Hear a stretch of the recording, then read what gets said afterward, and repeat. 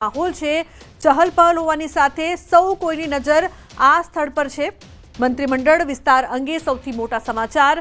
મંત્રીઓ સીએમ નિવાસસ્થાને જઈને રાજીનામા આપશે। સીએમ 8 વાગ્યા બાદ રાજ્યપાલ સાથે કરી શકે છે મુલાકાત। નવા મંત્રીઓની યાદી રાજ્યપાલને સોંપશે।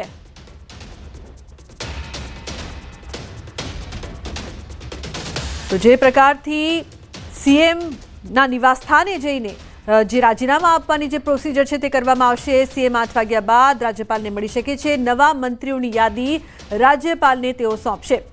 તો ન્યૂઝ 18 પર મંત્રીમંડળના વિસ્તરણનું સતત અપડેટ અમે આપ સુધી પહોંચાડી રહ્યા છીએ। મંત્રીઓ સીએમના નિવાસસ્થાને જઈને રાજીનામા આપશે। સીએમ 8 વાગ્યા બાદ રાજ્યપાલ સાથે મુલાકાત પણ કરશે।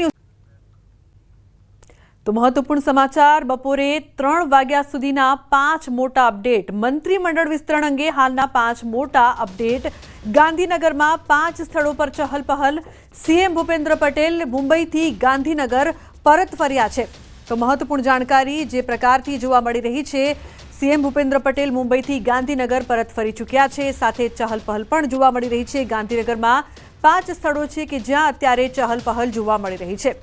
જે બેઠક મળવાની છે ને આ બેઠક પર સૌ કોઈની નજર, કારણ કે મંત્રીમંડળ વિસ્તરણમાં કોના નામ પર મોહર લાગશે, કોના પત્તા કપાશે તેવી તમામ રાજકીય ચર્ચાઓની વચ્ચે ગાંધીનગરમાં ધમધમાટ જોવા મળી રહ્યો છે।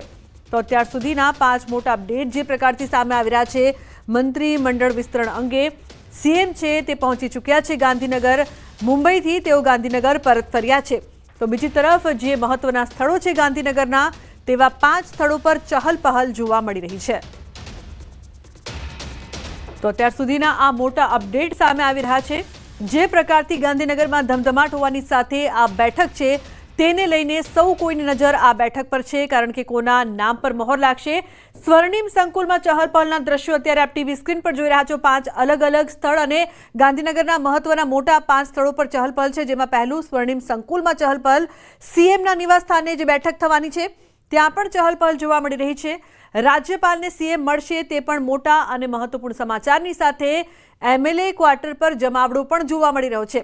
તો મહાત્મા મંદિરમાં તૈયારીઓનો ધમધમાટ થઈ રહ્યો છે। ગાંધીનગરના આ 5 મોટા અને મહત્વપૂર્ણ સ્થળ કે જ્યાં હાલ ચહલપહલ છે, કારણ કે મંત્રીમંડળનું વિસ્તરણ થવાનું છે। સ્વર્ણિમ સંકુલમાં અત્યારે ચહલપહલ છે। સીએમ નિવાસસ્થાને 3 વાગે જે બેઠક મળવા જઈ રહી છે ત્યાં પણ ચહલપહલ, કારણ કે આ બેઠકમાં મહત્વનો નિર્ણય લેવામાં આવશે કે કોના પર મોહર લાગવાની છે। તો રાજ્યપાલ મળશે સીએમને। એમએલએ ક્વાર્ટર પર પણ જમાવડો જોવા મળી રહ્યો છે। મહાત્મા મંદિરમાં પણ તૈયારીઓ થઈ રહી છે।